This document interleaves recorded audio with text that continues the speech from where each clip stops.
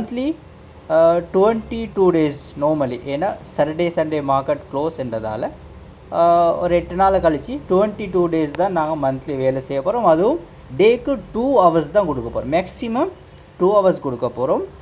Monthly நாங்கள் 66,000க்கு மேலே எங்களை எக்ஸ்ட்ரா இன்கம்னு நாங்கள் தேட போகிறோம். ஓகே அது எப்படி தேடுறதுன்னு பார்ப்போம். மார்க்கெட் எங்கே மூவ் ஆக போகுதுன்ட்டு ஜஸ்ட் அனலைஸ் பண்ணுவோம்.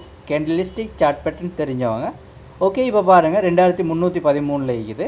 இப்போ இது 2303க்கு வந்துச்சுன்னா ஜஸ்ட் 10 பிப்ஸ் அது மூவ் ஆகி ஈக்குது.